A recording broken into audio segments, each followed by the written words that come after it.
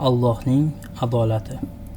Rivoyatlarga ko'ra, bir kuni Muso alayhissalom: "Allohim, ba'zi insonlar zolimlarning zulmi jazosiz qolaveradi deb hisoblaydi", deydilar. Holbuki sening adolating muhaqqaq yuzaga chiqadi. Zolim zulmining javobini albatta oladi. Menga shunday o'rnak ko'rsatki, uni eshitgan kishilar zulm va haqsizlik qilishdan tiyilsin, qilgan ishiga jazo tayin ekanini bilsin. U zot alayhissalomga shunday javob bo'ldi: "Ey Muso, sahroda 4 yo'l kesishgan joydagi daraxt ortiga bekinib, chashma boshida bo'ladigan voqealarni kuzatsangiz, zolim zulmining javobini qanday olishini ko'rasiz." Muso alayhissalom aytilgan joyga borib, daraxtlar orasiga berkindilar. Bir pasdan keyin otliq kishi keldi. Otdan tushib, yelkasidagi xurjunni olib, chashma bo'yida o'tirdi. Yemagini yeb, chashma suvidan ichib, charchog'i chiqqach, otiga minib ketdi.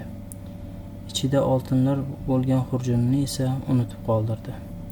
Otliqdan keyin kelgan yigit suv icharkan, chashma bo'yidagi xurjunga ko'zi tushdi. Ichida oltinlar borligini bildi. U yoq bu yoqqa qarab hech kim yo'qligini ko'rgach, xurjunni olib ketdi. Uning ortidan ko'zi ojiz qariya keldi. Suv ichib birpas dam olish uchun daraxt soyasiga o'tirdi. Shu payt otliq kishi qaytib keldi va xurjunni qidira boshladi. Ko'rdiki, keksa choldan boshqa kimsa yo'q. Demak, xurjunni shu odam berkitgan. G'azab bilan qariyaga baqira ketdi: "To'g'risini ayt, xurjunimni qayerga berkitding?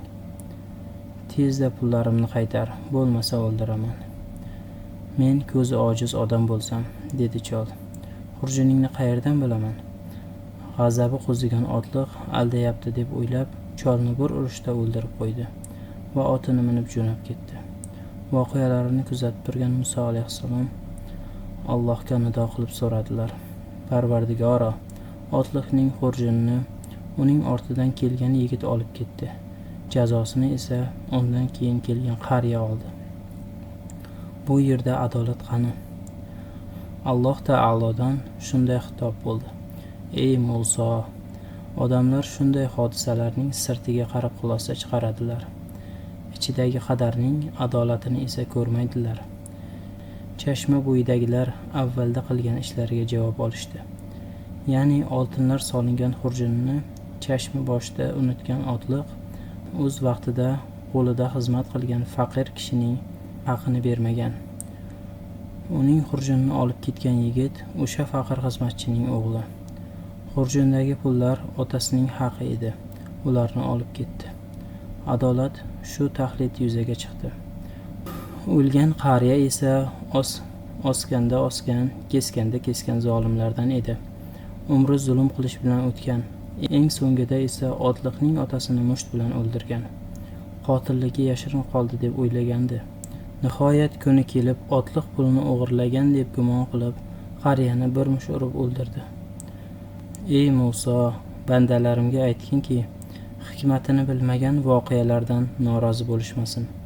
Bilsinlarki, kishining kishiga qilgan zulmi jazosiz qolmaydi. Bamisoli otliq odam ishchisiga bermagan haqni xurjun to'la oltin bilan to'lagani, otasini bir urushda o'ldirgan kishini xuddi o'shanday o'ldirgani singari."